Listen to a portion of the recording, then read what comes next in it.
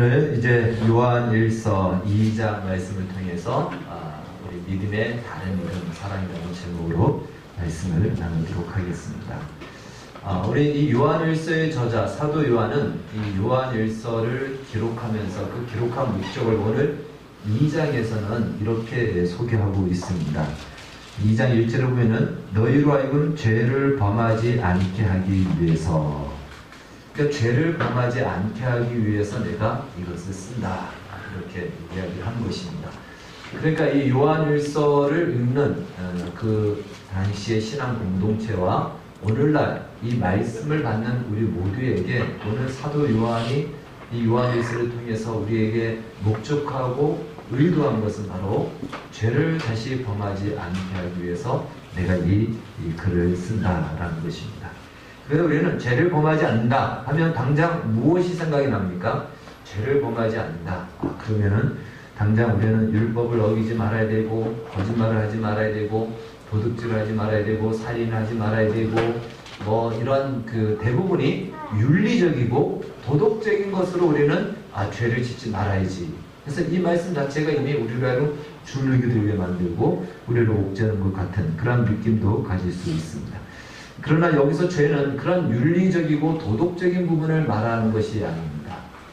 사도 요한이 말하고 있는 이 죄는 신앙적인 것이죠. 영적인 것을 말해주고 있습니다. 한마디로 너희들이 이제 구원을 받았지 않았느냐? 구원을 받았는데 불구하고 구원받지 않은 사람처럼 살아서는 안 된다. 그 얘기를 하는 것이에요. 그러니까 구원의 의미를 우리에게 알려주고 있는 것입니다. 예수님이 왜 이 땅에 오셔서 죽었느냐? 그것을 한번 생각해봐라. 그래서 우리는 구원하면 지난주에도 살펴봤듯이 죄로부터 벗어난 것, 어떤 억압과 그리고 노예로부터, 그리고 지옥의 형벌로부터, 심판으로부터 해방된 것, 우리는 여기서 멈춘다는 것이죠. 그런데 구원은 그것은 시작일 뿐이고, 그래서 얻은 자유, 그래서 얻은 그 기쁨과 그 우리에게 주어진 기회를 이제는 무엇을 위해서 사용하고 써야 되느냐, 그것이 구원의 목적이라는 것입니다. 출애굽기 7장에 보면 하나님께서 이스라엘 백성들을 출애굽할 때 애굽의 억압에서 벗어나게 하는 것이 목적이 아니고 그들로 하여금 어디에 가는 것? 가나안 땅에 가는 것이 목적이었던 것입니다. 그런데 이스라엘 백성들은 애굽에서 벗어난 뒤에 늘 애굽 근처에만 머물려고 했던 것이죠. 오늘날도 마찬가지라는 것이죠. 구원을 얻었다면 이제 구원을 받은 우리는 이 구원의 의도하고 목적하는 바가 무엇인지, 그것이야말로 하나님께서 우리를 구원하신 이유이다. 그리로 우리의 모든 것들이 집중되고 나가야 된다라는 것입니다. 그것을 오늘 본문식으로 얘기한다면 3절 말씀, 우리 요한에서 2장 3절 말씀에 보니까 우리가 그를 안다라는 표현입니다. 여러분, 여기서 안다라는 것은 정보적으로 지식적으로 아는 것이 아니고 이것은 바로 인격적인 관계 속에서 알아가는 것이죠. 그래서 그를 닮아가는 것입니다. 예수님께서 이 땅에 성육신하셔서 하나님의 뜻을 좇아서 살았던 그 삶, 그것이야말로 우리가 구원받은 이후에 가야 될 길이고 목적하는 바다. 그것을 이 요한 사도는 초장 처음부터 우리에게 가르쳐 주고 있는 것입니다. 여러분, 구원의 목적은요, 죄에서 벗어나는 것이 그것이 다가 아닙니다. 구원의 목적은 하나님께서 천지를 창조하시고 인간을 창조하실 때에 하나님의 그 기대와 영광과 능력으로 창조한 하나님의 형상을 회복하는 것이고, 그 창조의 질서대로 우리 인간됨이 거기까지 이르게 하는 것입니다. 그것을 가지고 에베소서에서는 그리스도의 장성한 분량에 이르기까지 우리가 자라가기를 원한다. 그러니까 거기까지 가는 것. 그래서 하나님이 창조한 그 인간의 본래의 그 영광스러움을 회복하고 그 삶을 사는 것, 이것이 구원이 목적하고 구원을 주신 이유인 것이죠. 거기까지 가야 된다. 그리고 그것을 우리에게 지금 가르치고 요구하는 것입니다. 그것을 오늘 요한 사도는 무엇으로 얘기하냐면 그것을 가지고 사랑이다라고 얘기합니다. 그러니까 구원의 정점은 어딜까요? 사랑인 것입니다. 구원의 정점, 구원이 목적하고 구원이 의도하고 하는 그 모든 최종 종착지는 하나님의 사랑이 나온 그곳, 하나님의 사랑의 자리까지 나아가는 것입니다. 그래서 요한 1서에서는 이 도덕적이고 윤리적인 것을 말하는 것이 아니고 이 사랑의 기준을 가지고 이야기를 합니다. 형제를 사랑하는 자는 그는 빛에 거한 자고 형제를 사랑하지 않는 자는 어둠에 속한 것이다. 이렇게 얘기를 하는 것이죠. 그러니까 우리가 구원받은 하나님의 백성으로서의 어떤 분별된 기준점이 무엇이냐, 믿느냐 안 믿느냐, 이 믿느냐 안 믿느냐의 기준점의 실제적인 것은 바로 사랑하느냐. 우리는 누구에게나 사랑을 받아야 되고 사랑을 해야 되는, 다른 말로 용서를 받기도 해야 되고 용서를 해야 되는 그 자리에 우리는 살아가고 있습니다. 바로 그 사랑을 하는 이것이야말로 참 신자와 그렇지 않은 자의 구별점이 된다라는 것입니다. 아마 이 요한 1서를 받는 그 공동체, 신앙 공동체 안에 무슨 문제인지는 성경에서 말하고 있지 않지만 심각한 어떤 대립이 있었다라고 추측할 수가 있습니다. 그런데 어떤 것을 주장하는 사람들이 있었던 것이죠. 근데 그 사람들의 주장이 틀린 것이 아니고 맞는 것입니다. 그리고 평상시에도 그들은 참 경건하게 모범적으로 살았던 사람들입니다. 그런데 그들이 놓친 것이 하나 있는데 그것은 바로 사랑이었다는 것입니다. 그래서 이 옳은 것, 맞다라고 하는 것을 강하게 주장하는데 그 안에 사랑이 빠져있는, 그래서 갈등하고 문제가 일어나는 이 요한 공동체 안에 사도 요한이 이 모든 기준과 초점을 인간적인 관계와 옳고 그름의 관계가 아닌 하나님의 사랑으로 돌아가서 그 사랑으로부터 나오는 것이야말로 우리가 받아야 될 것들이다 라고 이야기를 합니다. 여러분, 오늘날도 마찬가지죠. 교회 안에 얼마나 많은 갈등들이 있는지 몰라요.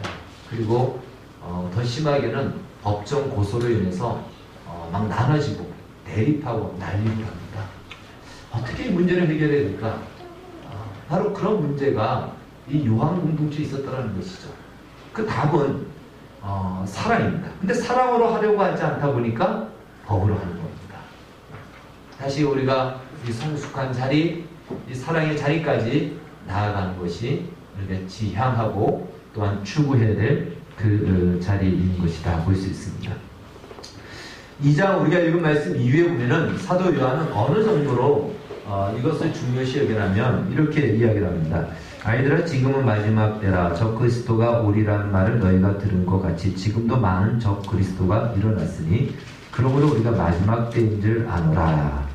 다른 말로 사랑하지 않고 이 사랑을 배제한 것을 주장하는 자들, 그들을 뭐라고 얘기하냐면 그들은 신앙이 없다 이렇게 얘기하지 않고 적 그리스도다라고 얘기합니다. 여러분, 적 그리스도는 말 그대로 그리스도를 대적하는 자예요. 참된 교회를 무너뜨리고 참된 성도들을 미혹하고 신앙을 무너뜨리는 그야말로 이 마귀의 하수인이라고 볼 수 있죠. 적 그리스도는. 그런데 사랑하지 않는 그 어떤 옳은 것을 주장한다 할지라도 사랑하지 않고 사랑이 배제된 상태에서 그것을 한다면 그것은 적 그리스도다. 이렇게 과격하게 표현할 정도로 이 사도 요한은 오늘 이 사랑에 대해서 강조를 하고 있습니다. 그러니까 우리가 같은 신앙 고백을 하지만 신앙 고백을 같이 하고 교회 생활도 같이 하지만 사랑이 없다면 언제든지 적 그리스도의 자리에 우리가 서 있을 수 있다는 것입니다. 즉 다른 말로 우리가 예수를 믿고 구원을 받았다는 것이 무엇인지를 헤아리지 않고 그 내용을 알지 못하면 우리는 믿는 모양은 있지만 적 그리스도의 자리에 설 수 있다는 것입니다. 그래서 우리에게 우리가 받은 구원이 무엇인지를 헤아리고 살피고 어떻게 하나님이 우리에게 구원을 주셨는지를 늘 점검하고 잊지 말 것을, 사랑받은 자로서 마땅히 그를 아는 자로서의 그 모습과 그 삶을 살 것을 가르치고 오늘 우리에게도 요구하고 있는 것입니다. 이 사랑은 모든 성도들, 모든 신자들의 생각 속에서 그리고 어떠한 상황과 그리고 행동에서 다 묻어나야 된다는 것입니다. 즉 우리가 구원받은 것에 결론적으로 가야 될 방향은 이 사랑이라는 것에 꽃을 피워야 된다는 것이죠. 이것을 머무르고 이 자리로 나아가지 않는 우리의 인생이 있다면 그것은 어쩌면 우리의 시간들을 허비하는 것이고 광야에서 빙빙 도는 인생이 될 것입니다. 우리의 모든 생각과 행동과 그리고 판단과 이 모든 것에 사랑으로 나아가려고 하는 변화와 돌이킴과 발전이 있어야 된다는 것입니다. 이 사랑이라는 것은 말을 한다고 해서 되는 것이 아니죠. 현실적이어야 되고 실제적이어야 된다라는 것입니다. 많은 젊은이들은 사랑을 굉장히 감상적으로 바라봅니다. 그래서 영화나 드라마에서 멋진 장면, 항상 그것만 나오지 그 뒤에는 안 나오는 거예요. 그래서 그렇죠. 그렇게 정말 사랑해서 따라다니고 정말 붙어있고 그러는데 그 붙어있고 난 이후의 삶은 다르지 않습니다.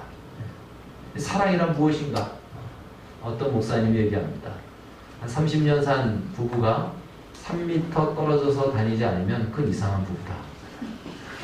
우리가 서양적으로 얘기한다면 당연히 손잡고 다녀야 된다라고 얘기하지만 저는 3m 정도 떨어져 있는데도 같이 다니는 건 대단한 실력이다. 그렇게 생각합니다. 그래서 쉽게 우리가 사랑이라는 것을 우리가 보여지는 것으로 쉽게 판단할 수가 없는 것입니다. 우리의 삶 속에서 현실 속에서 이 사랑을 부단히 실천하고 노력해야 된다는 것이죠. 우리의 신앙의 바로 밑에는 이제부터 그래서 그런 의미에서 내가 예수를 믿느냐 이 믿는다라는 말의 다른 표현은 내가 지금 사랑하고 살아가느냐. 그래서 사랑하고 있다면 내가 누군가를 사랑하고 이 사랑이 내 안에서 늘 작동하고 나를 동인이 되어서 나를 움직인다면 우리의 영혼은 살아있는 것입니다. 우리의 믿음은 살아있는 것입니다. 그런데 사랑이 없는 믿음은 이건 굉장히 위험하고 무섭습니다. 나도 죽일 뿐더러 남도 죽일 수 있는 무기가 될 수 있다는 것입니다. 그래서 이 사랑이라는 사실을 우리가 다시 한번 점검해 본다면 고린도전서 13장 1절에서 3절 말씀 우리가 많이 알고 있지만 다시 한번 읽어보도록 하겠습니다. 시작. 내가 사랑의 강함과 천사의 나를 맹세하여 사랑이 없으면 소리나는 구리와 울리는 꽹과리가 되고 내가 예언한 능력이 있어 모든 비밀과 모든 지식을 알고 또 성령을 얻을 만한 모든 믿음이 있을지라도 사랑이 없으면 내가 아무것도 아니요 내가 내게 있는 모든 것으로 구제하고 또 내 몸을 불쌍하게 될지라도 사랑이 없으면 내게 아무 유익이 없느니라. 아멘. 여기서 말씀하는 것은요, 사랑과 분리된 그 어떤 것도 그것이 아무리 옳고 크고 위대하고 대단한다 할지라도 사랑과 분리되어 있다면 그것은 말짱 꽝이라는 것입니다. Without love, I am nothing. 사랑이 없다면 나는 아무것도 아닌 것입니다. 그러니까 그것이 대단한 어떤 그 사역적으로 봤을 때 구제일 수도 있고요. 대단한 선교일 수도 있고요. 어떤 대단한 선한 일일 수도 있습니다. 그러나 사랑이 없다면 그것은 아무것도 아니라는 것이죠. 울리는 꽹과리에 불과한 것입니다. 그냥 소리 하나 나고 끝나고 아무 의미가 없는 것으로 끝난다는 것입니다. 그래서 사랑과 분리되는 것, 이것은 안 된다는 것이죠. 아무리 옳은 것이라 할지라도 그 옳음이 사랑으로 나아가서 옳음이 증거되어야지 사랑에 빠진 옳음, 그것은 오늘날 세상에서 말하는 정의라고 얘기하죠. 그러나 그 정의가 또다시 무엇을 낳습니까? 복수를 낳게 되죠. 사랑이 빠졌기 때문에 그 한계를 이 세상은 뛰어넘지 못하는 것이죠. 우리도 마찬가지입니다. 특별히 교회 안에서 신앙 안에서요, 옳고 그름이 얼마나 분명합니까? 그래서 이 옳은 것, 맞는 것, 정답이라고 하는 것, 그러나 그것이 사랑이 빠졌다면 그거는 오히려 더 많은 영혼들을 죽일 수도 있는 것이죠. 그것을 이야기하는 겁니다. 사랑이 빠진 것은 아무것도 아니다. 여러분, 하나님께서 예수님을 이 땅에 보내주셨는데 왜 보내주셨죠? 세상을 이처럼 사랑하셔서 보내주셨고 그 사랑으로 오신 예수님의 사역을 한마디로 얘기한다면 사랑이죠. 그로부터 난 우리입니다. 그러니까 기독교는 이 사랑에서 나온 것이고 복음은 이 사랑이 빠지면은 설명할 수도 없고 성립될 수도 없는 것입니다. 우리가 어떤 구원받을 만한 자격이나 조건이 없습니다. 어떻게 구원받았죠? 우리는 모릅니다. 이유가 무엇입니까? 모르겠습니다. 하나님이 우리를 사랑하셨습니다. 그게 전부예요. 우리는 그렇게 사랑을 받았기 때문에 항상 거기서부터 우리는 상대와 또한 세상을 바라봐야 됩니다. 나치하에서 순교를 당하신 그 보네포 목사님이 있습니다. 그 목사님이 쓴 글을 보면은 이렇게 이야기를 합니다. 설명을 하자면은 우리는 그리스도 예수님을 두고 사람들과의 관계 속에서의 관계를 가지면 그것은 반드시 서로를 죽이고 무너뜨리게 됩니다. 정말 사랑한다면 그 영혼을 예수님께로 데리고 들어가라. 그것이 맞습니다. 여러분, 예수님의 사랑, 하나님의 사랑을 경험해야, 그 사랑이 있어야 우리는 세상과 관계 속에서 어떠한 상처와 배신도 용서할 수 있고 받아들일 수 있는 것입니다.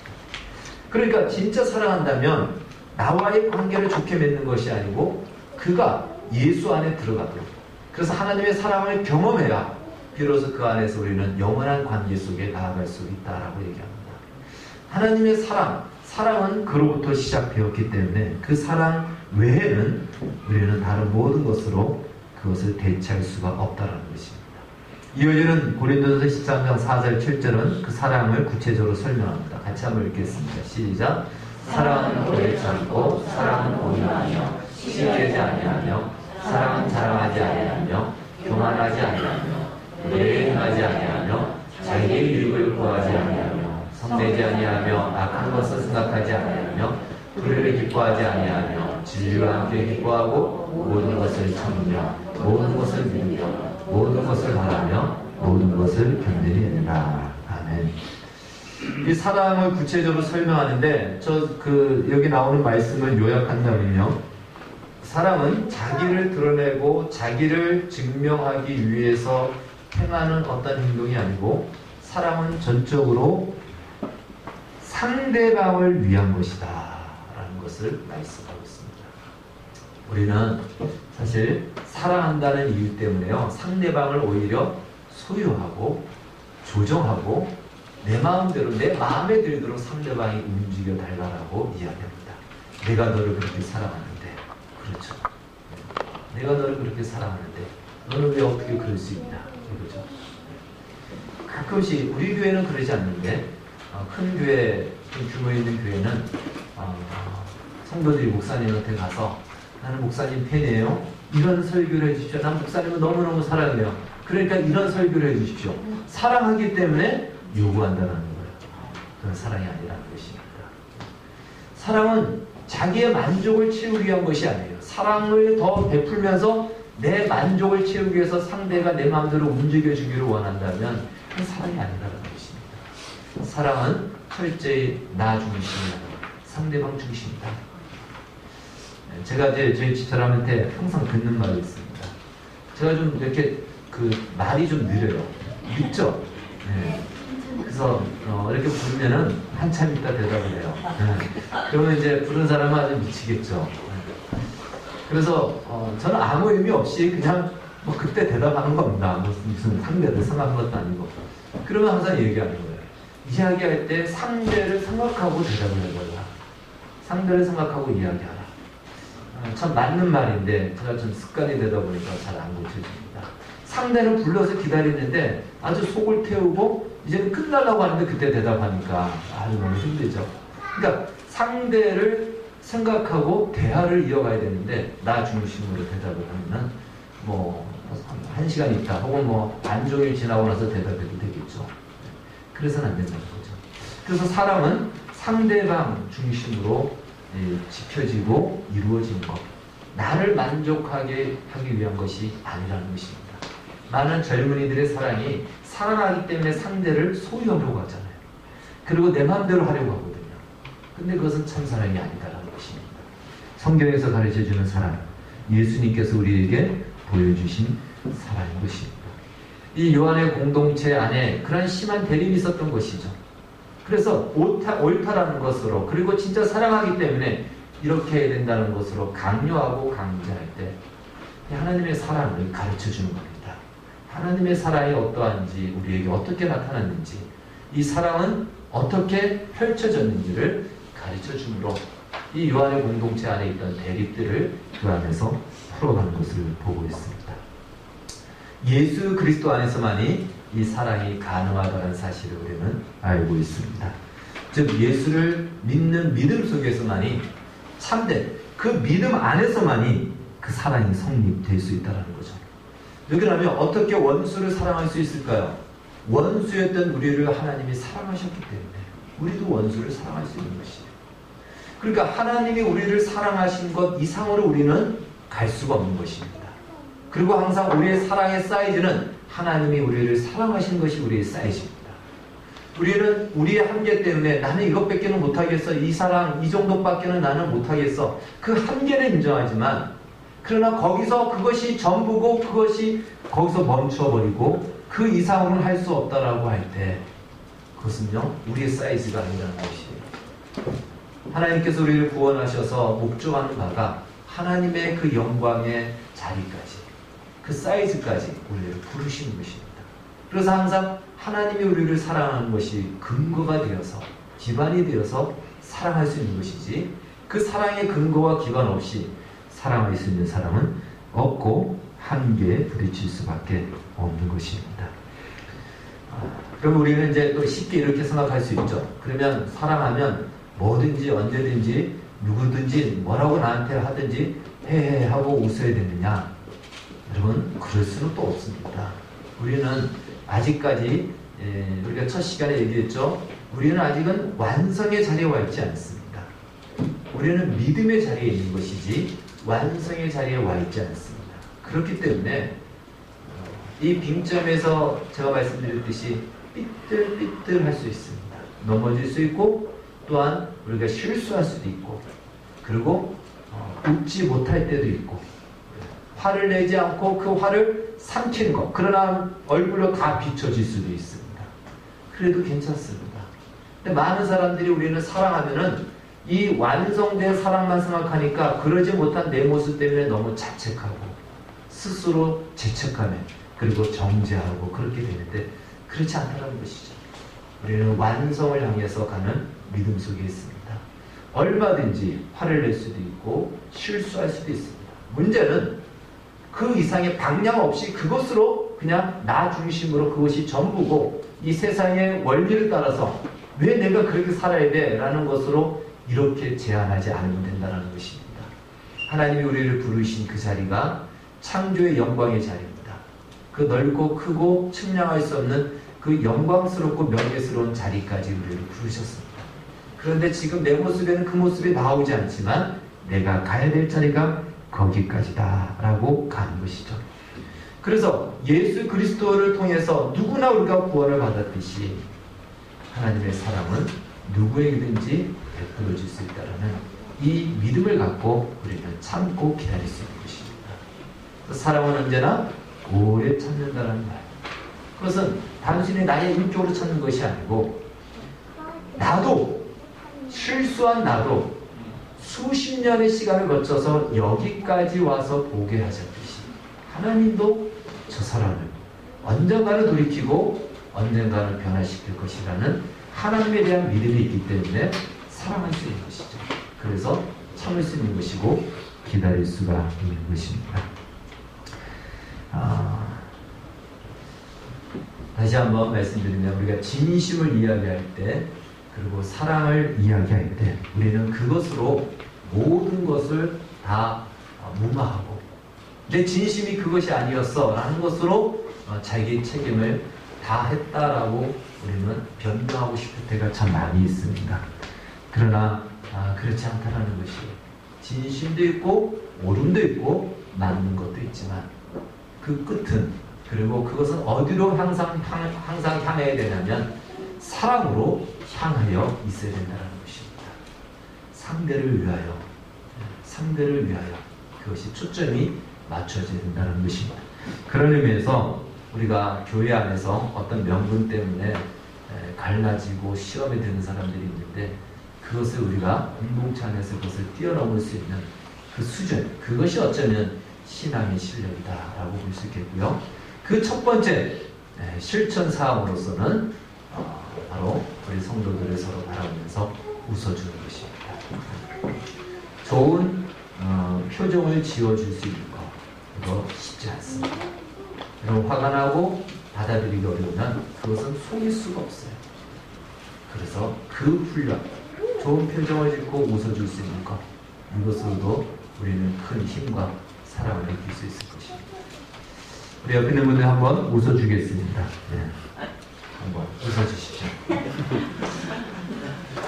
우리는 잘 웃는 것 같아요. 우리 교회 성도들은 잘 웃고 웃음의 보따리를 우리 일행 선생님이 탁 터뜨리면 그냥 온 교회를 다 웃습니다.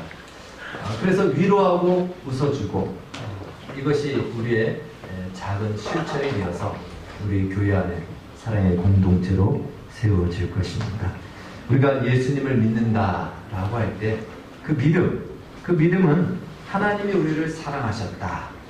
그 말의 다른 표현입니다. 나 예수 믿어요. 이 말은 하나님이 나를 사랑하셨어요. 그 표현이에요. 그렇죠? 다른 표현이 아닙니다. 그거예요. 똑같은 거예요. 하나님이 나를 사랑하셨어요.